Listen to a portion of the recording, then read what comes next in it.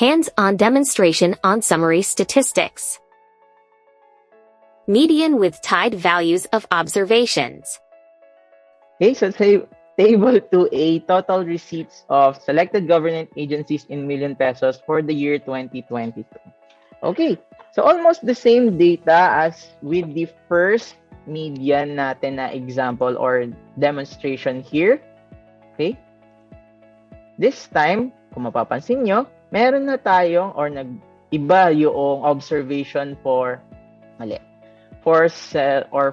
government agency number 3 or 3. Katago siya sa pangalan 3. Okay?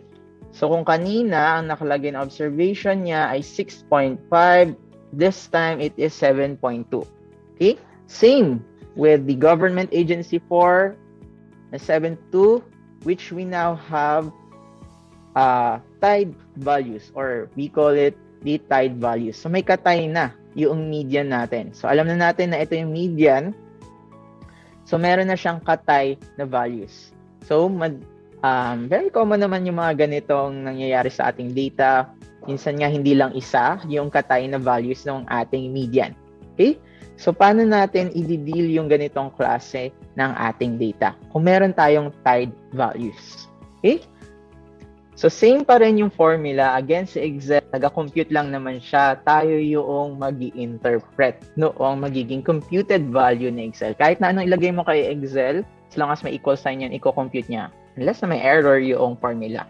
Okay? So tayo, as nag-handle ng data, okay, as analyst, dapat tayo yung gumagamit ng appropriate na interpretation. Okay. So let's now compute for the median. So simply equal median, highlight your data.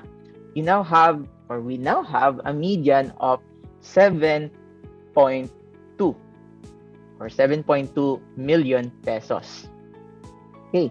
So ang median natin, kung meron tayong tied values or yung median natin ay may kaparehas na value as with the other observations, same pa rin na yun yung lalabas.